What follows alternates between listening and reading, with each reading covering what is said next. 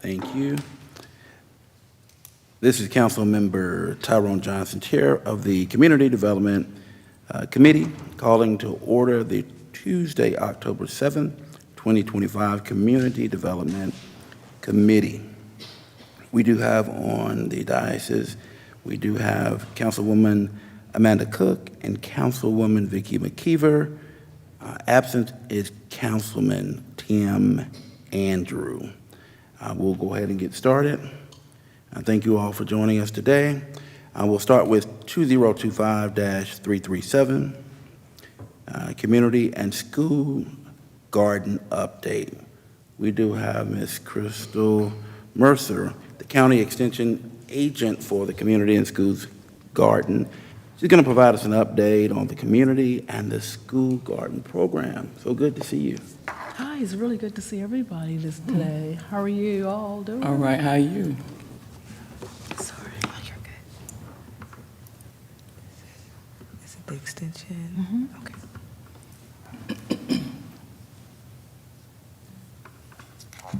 I'll get on you. Oh, no, you're good. You're good.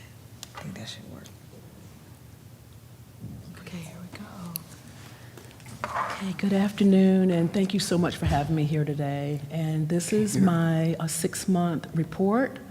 I am Crystal Mercer, Community and School Gardens Agent for Guilford County. And as you know, I serve High Point as well. So my year-end report started in January and it ended in June, and I just want to give you a highlight of what's been happening in High Point. Okay, just to let you know that there's 59 community gardens in High Point, and I got them listed. We have neighborhood gardens, community organizations.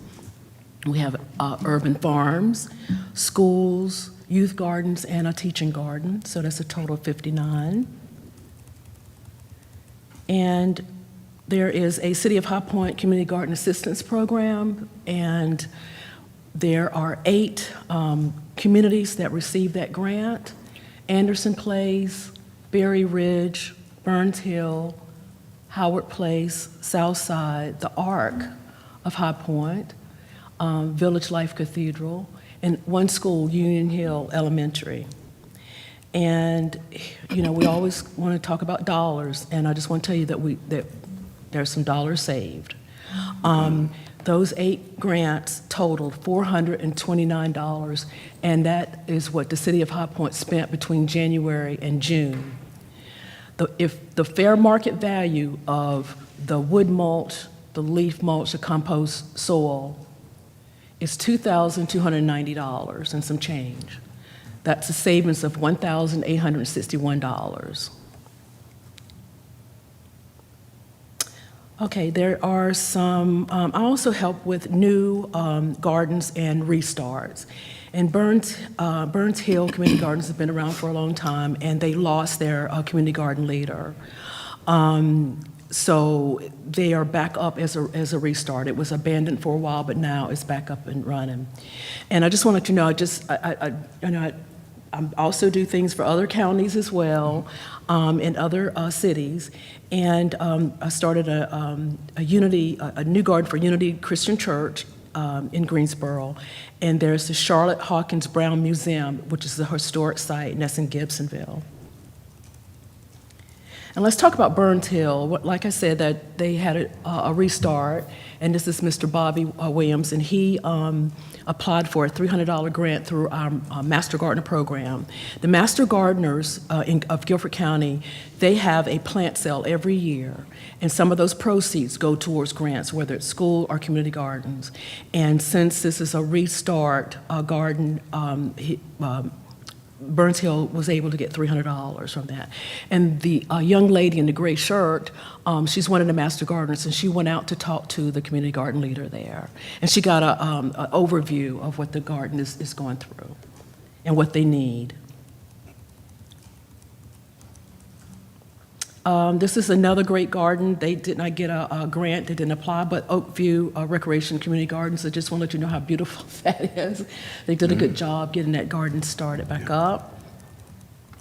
And I also want to highlight the Kiwanis Club of High Point. It was established in 1994. And they donate their fresh produce to local food pantries. And they had a goal for 2025, and they wanted to donate 2,000 pounds of fresh produce to the city, to their community, to our community pantries.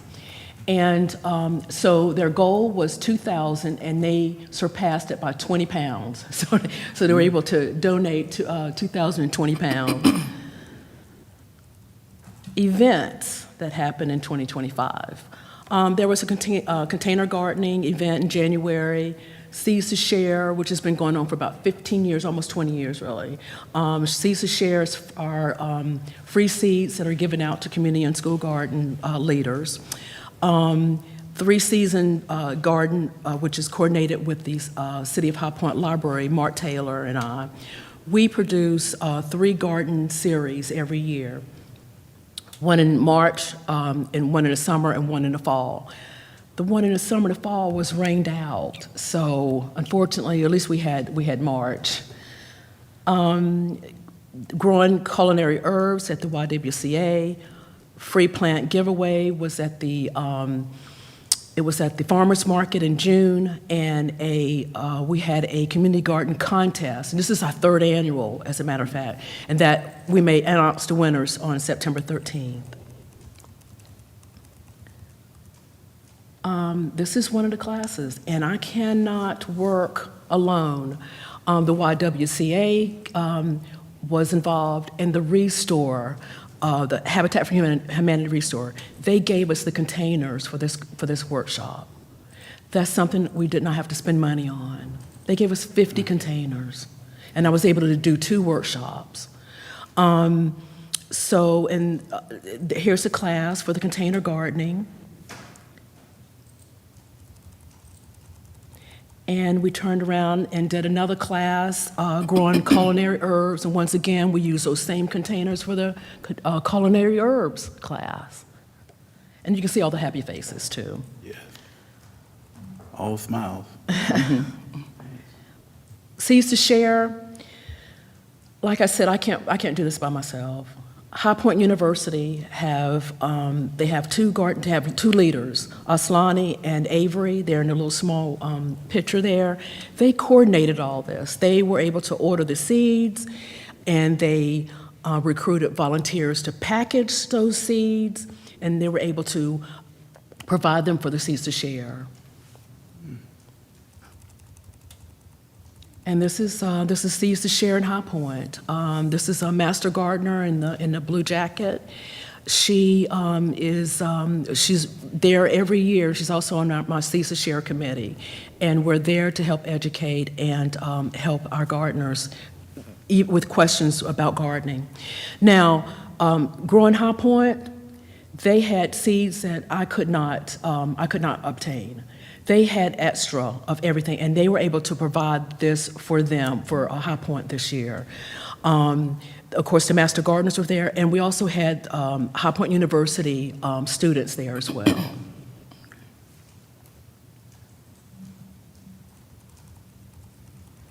This is Mark and I with our spring gardening class. It's 3 people, but they were mighty. They had a lot of questions, and they learned a lot, and we did a hands-on demonstration. The free plant giveaway, it's a huge success every year.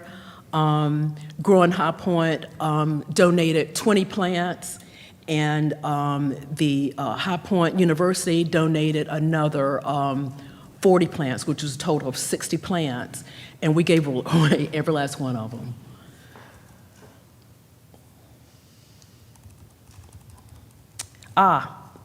Winners at the contest. 3 winners, 3 garden winners. First place is D Up, their Sprouts Garden, Eatery Sprouts Garden, and a young lady in the little picture, she's a community garden leader, Leslie Laura. The second place was West End Ministries, Bountiful Harvest, with Brad Bowers. And I got a new supervisor in a green dress. That's Natalie Owen. She started August 1st. She was able to come to this announcement, and it was just a great day. I can't believe how wonderful it was. But we had our winners. Third place was Southside Community Garden. Oops. Okay, and that's the end of my program. Awesome. It appears we've been busy. Yeah. That's a good And thing. it starts over again, too. Yes. Yes. Because it's from June to June? January, January, it's just a 12 calendar, Okay. 12 months, January through December. Got you. I plan something try to do something almost every month. Okay. And you said that, this is Councilman Johnson, we have 59 gardens Yes. in High Point? Yeah, it fluctuates, yes. Okay. Some start, some end, some start over again, so. And that is great to hear that Burns Hill Community Garden is back up and running. 'Cause that's my ward, Ward 2. Let me just put that out there, Ward 2. So it's glad to hear that it's up and running. And so, but anytime we hear about savings, okay, I'll speak, because normally we will have Council Member Andrew will point that out immediately. But I'll say on his behalf, anytime we can see saved money, it's great. Because, now, and I believe you answered this last time. You gave us an amount, I want to say it was 2,000 or something, I didn't write that down. Savings, And what we paid as a city, I guess we get a discount. yeah, we used the city, Ingleside. Okay. And it totaled $429. Okay. But if you bought it somewhere else, Yes. it would have cost you $2,290. And this is a wonderful program. I just want to let you Yes. know that, please keep it going. Yes. Thank you so much. Does anyone have any questions or comments? This is Councilwoman Kiefer. I just want to say, you can tell you have a very passion for this garden, and I thank you so much for putting forth so much effort and helping everyone out and getting the new one started. And everybody can't do gardening. I can't, so everything. But I just thank you so much, for your help and your leadership and everything. So thank you very much. Thank you, and you can do it. We can get you started. I'm scared of bugs. Just let me know. Okay. Right, we can Start small. Get her in one of those classes, right? Yes, that's exactly right. I might try. I might try. Okay.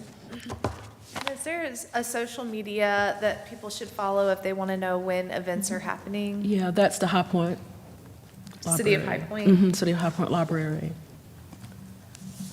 And we have other programming there. It's just not community and school gardens. There are so many others, financial literacy, there's AI classes, there's healthy eating, healthy living. So we have a whole lot of other things, and we always coordinate with the City of High Point. Thank you so much. Thank you so much. Okay, thank you. Thank you so much. All right, we'll move on to 2025-417. And staff will provide us an update on housing programs and our current community efforts that are underway in the community. And we will have Nina Wilson, our Community Development and Housing Director. She will come up and present.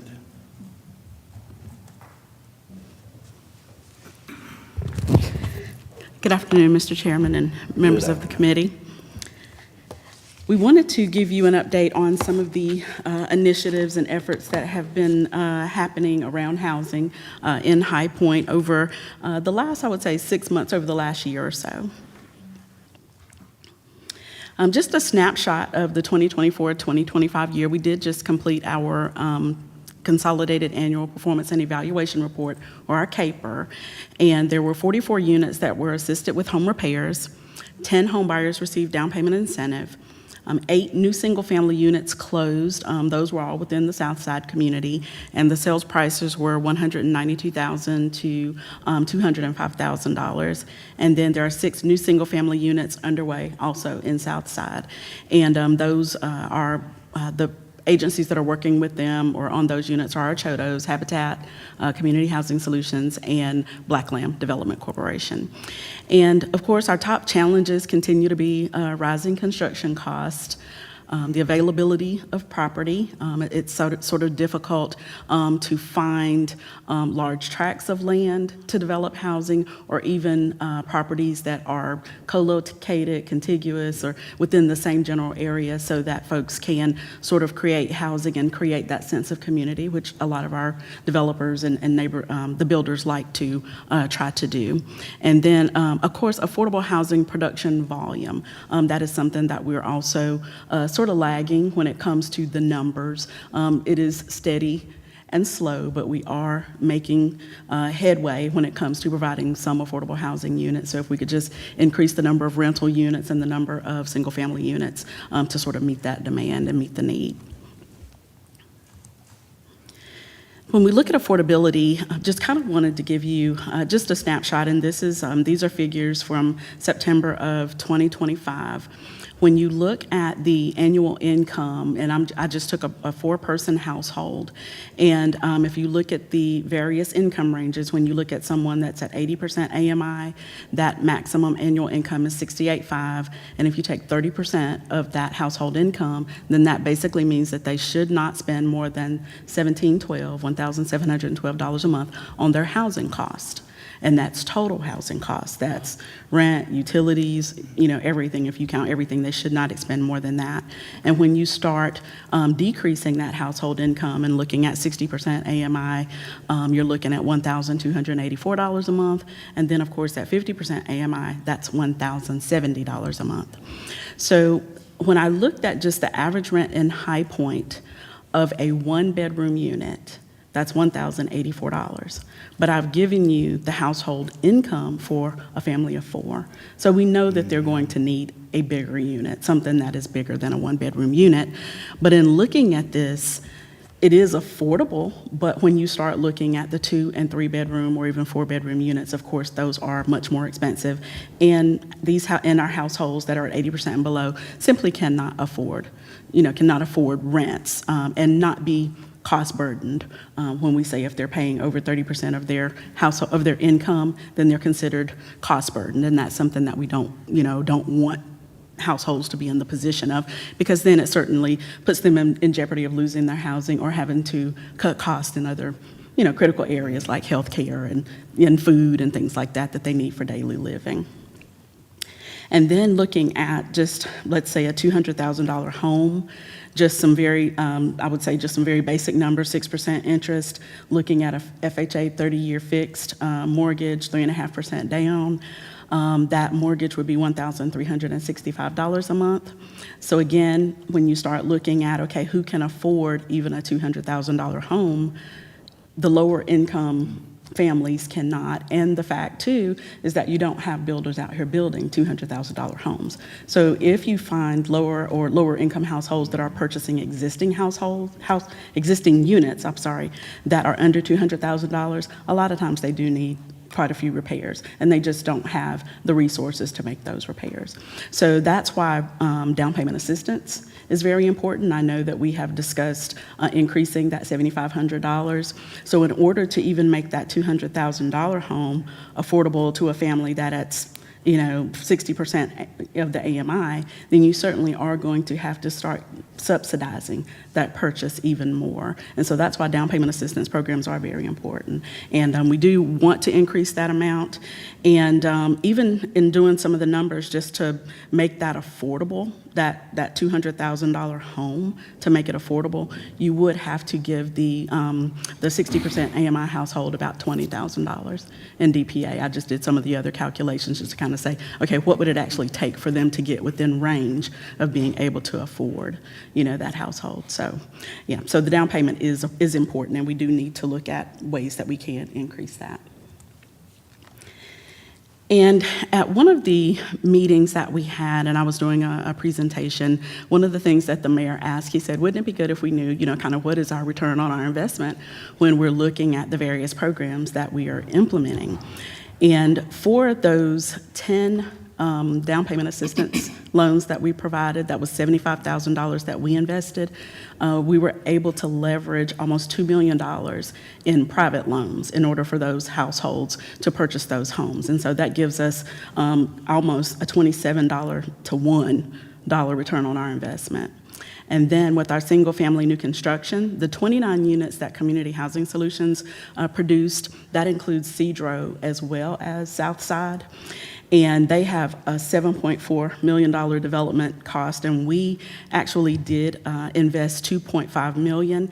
And when we were doing Cedro, we did put a little bit more into the construction of those homes because we needed it to move faster. And so as opposed to using construction loans on some of those, we did provide the financing for the construction. So we did invest a little bit more, but still we're getting almost a $3 to 1 return on our investment for the single-family new construction. And one of the things that I also like to point out is with the home funds, when they sell those properties, they are able to use those funds and reinvest that money into other units and use those funds. So we are really kind of turning those funds over, and they have been able to build at least 3 homes that we did not have to provide any additional funding for those houses. So that is one benefit of using the home funds. And then with Habitat, they have completed 8 units in Southside. We invested almost $244,000, $1.2 million in development cost, and that's basically about a 5 to 1 investment or return on our investment. When we look at the low-income housing tax credit project leveraging, here we're looking at development costs of almost $54 million. We've put in $6.7 million, and that gives us a return on our investment of about 7 to 1. So again, we are getting a great return on the investments that we are making in affordable housing development. And even though sometimes when you look at say $500,000 to $11 million, it goes to show, or $12 million, it goes to show that every little bit helps. That is the one thing sometimes, our developers will say, it doesn't have to be a lot, we just need you all to help us and participate in some ways to try to fill some of those gaps. And the various housing programs, or the programs that we offer through the department, are the emergency and urgent repair programs, as well as construction training, the down payment assistance and incentives, and that is the $7,500, or we were offering the $10,000 in Cedro, and we continue to provide $10,000 in Southside. And for the Small Builders Incentive Program, that is a program that we piloted a couple years ago, and we get quite a few inquiries, but when they look at having to develop maybe in the core or some of the neighborhoods in the core, they feel like it might be a little bit difficult to sell some of the homes. And so we haven't had as much participation, so we are looking at trying to revamp that. And of course, I've gotten some feedback from some builders who say, $15,000, if you could offer a little bit more, that would really help us. We wouldn't have to get as much in a construction loan and things like that, so really try to help them with those costs. And this is a program that we definitely want to sort of help when it comes to that infill housing within the core. And so we do hope that we can get that marketed a little bit more, look at revamping the program, and get some more participation there. And then, of course, the new construction, single family and multifamily. Our available resources for the current year, 2025-26, we have a total of that is $1.7 million. It's $1,724,524. And of course, it is spread among an array of programs. And so when we talk about, I'll just say, for instance, if we look at the Home Buyer Assistance Program, we have $200,000 budgeted for that program. And if we were to, as we've discussed before, if we were to increase that, say, to $25,000 in assistance, we would be able to assist 8 people, basically. And so we want to be able to assist as many people as we possibly can, but with, of course, our cuts in funding, we are limited to what we can do. So, of course, we would need to look at additional resources if we were to look at trying to increase, say, even that down payment assistance. Another thing that I'll mention maybe in just a few minutes as we're looking at some of our recommendations is just our housing repair program. What we are doing is emergency repair and urgent repair. We do not do substantial reconstruction or even what I would consider housing rehabilitation when you talk about whole house rehabilitation. So basically, when someone calls, they can have a myriad of issues within their home, but we really only have enough money to address the most dire issue. We try to address those things that would basically displace them.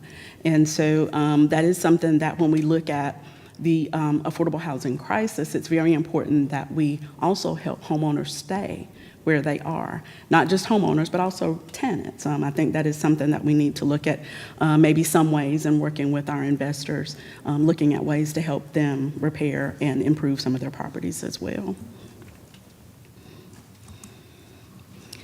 And community partnerships are so important. They're vital, of course, to affordable housing development. The Housing Impact Fund, of course, the goal was $40 million. Right now, $10.5 million has been raised and committed, of which $2 million was provided by the city. And Pinnacle Financial Partners, back in 2016, that is when it was actually Bank of North Carolina at that time, before Pinnacle bought them out. They made that $5 million investment or commitment to single-family affordable housing. And since that time, they have completed 47 units. We completed the housing study, and out of that, there were several recommendations, but there are a few that we wanted to, of course, hone in on. We won't be able to do everything. Some, it may be long-range plans, but when we look at some of those things that we may be able to do in the shorter term to really help when it comes to that volume of affordable housing, is looking at, of course, maximizing property yield through zoning. And what we are basically doing right now is looking at the development ordinance. It is being updated, as you know, right now. And some of the recommendations include things like density bonuses. It could be bonuses when it comes to floor area, as far as the density, when it comes to the floor area, height bonuses. I don't know that, I don't know that we'll ever be Charlotte with the high rises or anything like that, but that is something that if we look at maybe going up, because we know that space is limited and property is limited. So something maybe like height bonuses to incentivize the development of housing that's attainable for low and moderate income households. And then also to proactively engage local partners to fund housing preservation and development programs. And this is what I was speaking to when I was talking about just the rehabilitation, because not everyone's going to be able to afford a new home. And so we do need to look at ways that we can help folks stay where they are, and that is through housing rehabilitation. So to partner, we do have local agencies that have various missions, areas of focus, and trying to leverage maybe some of their specialized resources. When we look at organizations like Foundation for a Healthy High Point or the Congdon Foundation, just to name a couple, there are other organizations that have an interest in housing, and so ways that we may be able to partner with them, and we have so many. We have a lot of resources here in High Point that we could partner with institutions, businesses, or other individuals to support the development of that attainable and price-targeted housing. And then stabilizing and enhancing housing conditions. Again, this goes to broadening the housing rehab efforts by making non-emergency repairs and undertaking substantial rehabilitation. And again, this goes back to that whole home repair, where we do have sufficient funding to provide additional repairs beyond just the hole in the roof or the hole in the floor or the plumbing issue, that we can actually look at more things that make the home expand the life or extend the life of the home.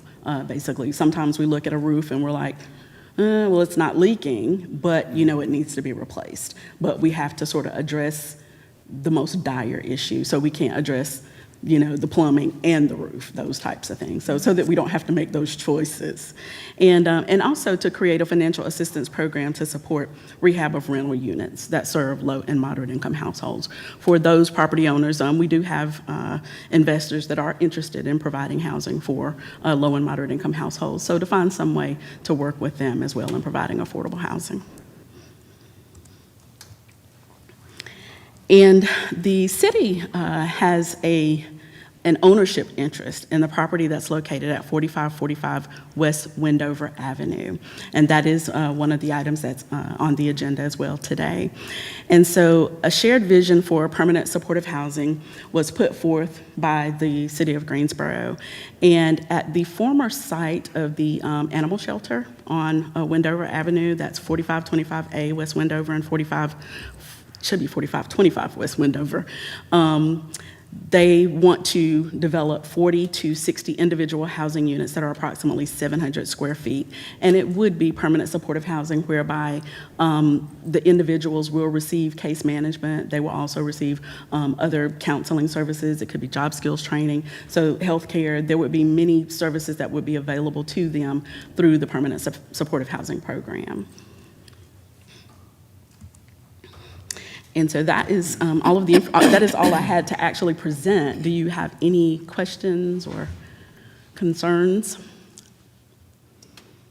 Okay, so I have, we all probably have different interactions with people in the builders associations and the apartment association, and they love to tell me a 2x4 costs what a 2x4 costs, and their affordable housing is just not something that they can really have a discussion about.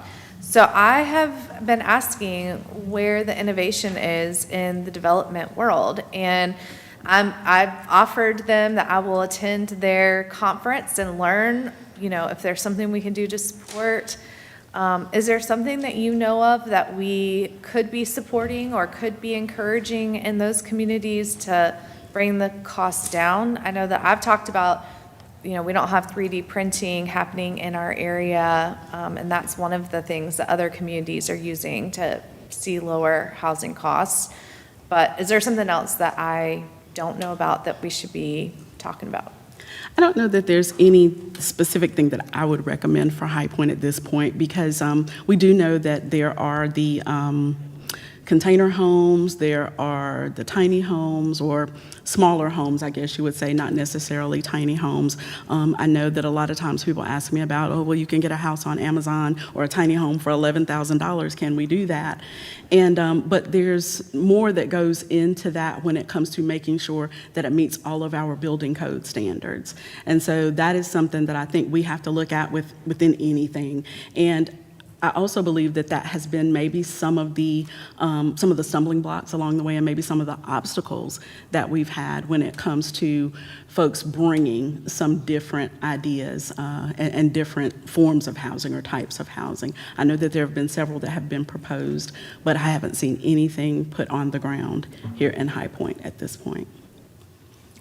That's helpful. And then I also just wanted to mention, because we did, in our debrief about the housing study, it was specifically mentioned that one of the populations that is leaving High Point are single mothers. And so I just want to also talk about, when it comes to affordable housing costs, if somebody is paying 1 or 2 mortgages in childcare, it's very difficult for them to also pay $1,000 in rent or mortgage. And so I don't have a solution today. I am trying to connect and network to decrease childcare costs in order to relieve some of that burden. But, you know, is there any solution that's out there that we can look to, or is that something that we can start to investigate? Because that's certainly not a population that we want to see exiting High Point. The way that our current housing realm or industry is set up, it would take substantial subsidy. The bottom line is it would take quite a bit of money when it comes to the construction and the development of those units in order to make it, you know, more affordable and, you know, less expensive for the households. When we look at just, again, because we don't have any of those, like you said, the 3D printing, or have really any other types of housing that's being built, when we look at traditional stick-built homes or housing, I mean, that's really the subsidy is the big thing. That is the only way that it's going to make it more affordable. Because I don't know that locally there's much we can do about, the rising construction costs or the things that, our builders are having to pay for supplies and, added expenses that they have there. So it really has to be our investment in affordable housing. Thank you so much. You have anything? Councilmember Johnson, question. I know we mentioned 3D, I believe on the last time we were here. What did we find out? Did we find out anything in regards to offering that here in High Point, or is that too wide of a spectrum to kind of look at? No, I personally have not spoken with any developer or anyone that is doing 3D printing. If that is something that the council is interested in us actually exploring, we can certainly do that. I know that, like I said, there are a lot of different things that are out there, and we've had some folks actually come to us with some different ideas. But again, I think it would just be really a matter of making sure that we work with our inspections department, and whatever is being presented, that we can certainly make sure it's something that would be in compliance with our state building code. Hold on one moment. Mr. Chair, if I could comment on this Please. briefly. Greg Ferguson, Deputy City Manager. Both the questions that have covered 3D printing really need to reflect back on what we're allowed to do under the North Carolina State Building Code. And so that's the issue. Sometimes you hear of construction types that are done in other countries or maybe in other states, East Coast, West Coast, but what we're bound by is what is allowed under North Carolina State Building Code. And so that may evolve over time, but some of the products that people present aren't really legal in North Carolina at this point.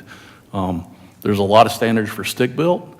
There's also a provision where if you have your own engineer certify that it meets all the other code standards, there's a possibility if you take it through that route, which is kind of costly, that you could use some other alternative product.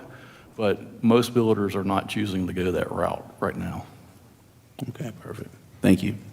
And I had an additional comment when you're finished with your questions, just if I could Okay. circle back.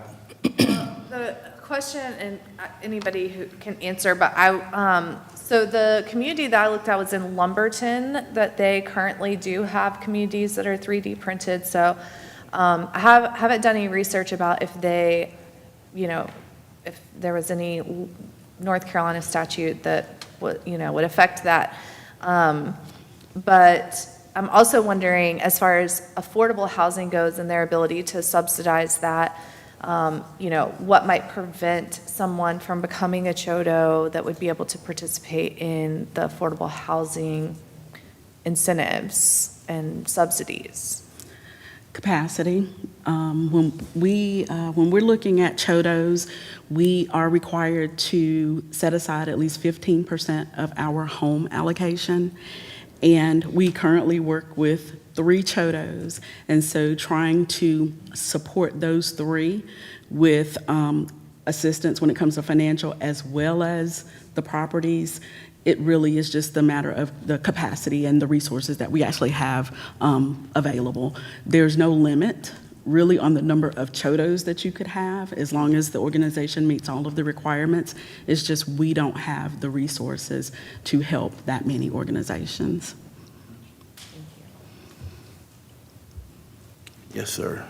So staff presented this information based on a request from council to try to gain a little deeper understanding of what the city's doing in the housing space. So there have been some questions today. We would invite additional questions if council have questions on it. If you do, we put that information together depending on what those might be and share it with the full council. And of course, the goal would be to try to get it to council by the end of the month. So today's kind of a high level. If there's other questions that come up, we'll be happy to answer those. Great. Thank you. Any other question? I do want to ask this. It's not on here. You may know, you may not know. Is there any updates with the property on Brentwood, the old Brentwood School? Other than the fact that Winfield Winfield Forward, they do have it under contract, but that's as much as I know. They have several projects that are kind of in the pipeline, and Brentwood is one of those projects, but as far as a timeline, I don't know what that would be. Because, you know, of course, we asked them to present on the Leonard Street property as well. And so I think that that's something that they certainly would still like to consider looking at. But right now, they have begun construction on Walnut Ridge that is out on Skeet Club. That construction just began within the last month. And then they have the project, the Flats at Old Winston. That project still needs to get up and going, but they wanted to get Walnut Ridge going first, and then we'll go to the Flats. So they do have projects in the pipeline, and I think I may have mentioned before that in this round of tax credit awards, High Point, we did not get a project. They submitted the Baker and Maine project that that they actually did show you all or present to you all several months ago, but it wasn't awarded any tax credits. So I'm sure that they'll bring that back maybe next year or at some point. So there are projects in the hopper, and we are still working also, we are working with legal too on some things that are required through the State Historic Preservation Office, and so we are working to tie that up. It's a memorandum of agreement on some of the things when it comes to just the historic significance of that property and the school. So just making sure that the developer follows all of those requirements as well. Great, thank you. Thank you for the update. And now we'll move on to our next one. 2025-418, consideration of a resolution regarding conveyance of interest in real property to Guilford County. City Council is requested to approve conveyance of the City of High Point ownership interest in the property located at 4525 Wendover Avenue, Greensboro, North Carolina, 27409 to Guilford County. Approve the resolution of conveyance and authorize the appropriate city officials to execute all necessary documents. And of course, Nina's still up there, Nina Wilson, and she will go ahead and give us some information on this. Thank you. As I mentioned, this is the property that was mentioned in the presentation. That is the former animal shelter, the Guilford County Animal Shelter, Animal Control Site.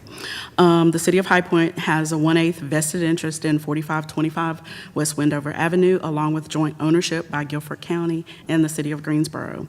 And the request is to convey High Point's interest to Guilford County in support of a proposed housing project.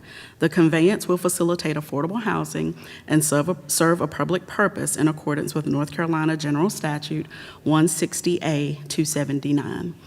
In the event the proposed project does not develop, the property must continue to be used for a public purpose in accordance with general statute. The proposed project to be located at 4525 and 4525A West Wendover Avenue will provide 40 to 60 individual permanent supportive housing units and a community center to serve as the hub for supportive services. Permanent supportive housing provides people with a safe, stable home with the wraparound services that address individual client needs that allow them to thrive in their community.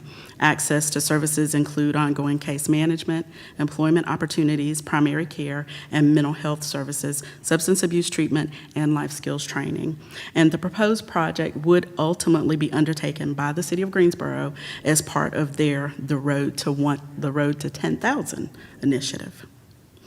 Are there any questions? Any questions? I don't know if this is off topic, but who is the current permanent supported housing organization for High Point? Right now in High Point, it would be the Housing Authority of High Point. What organization is providing permanent supportive housing in High Point?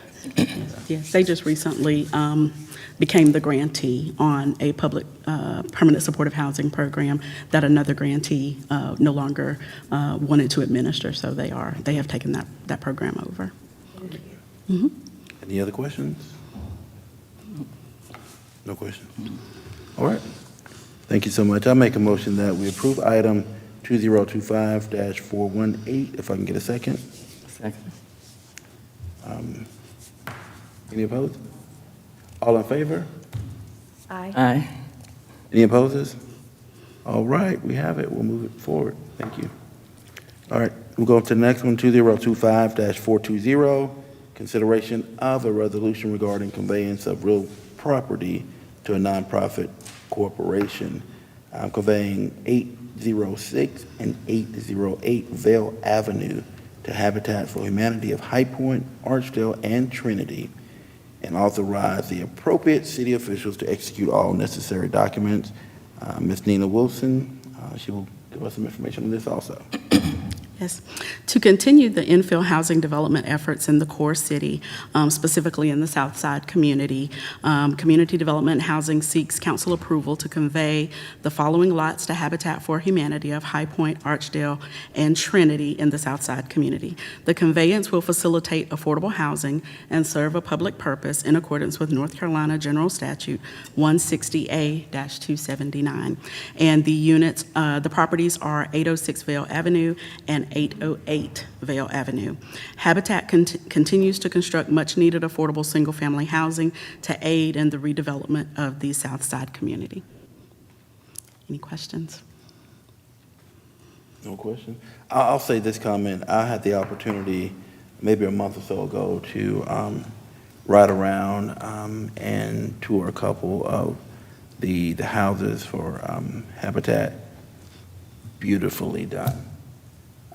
And so I'd like to just make a motion that we approve this item 2025-420. If I could get a second. Second. Thank you. And all in favor? Aye. Aye. Any opposers? I have it. We'll move it forward. Great. Thank you so much, Nina. Thank you. Thank you so much, Ms. Crystal Mercer. And do you have any announcements? Great. Meeting adjourned. Thank you.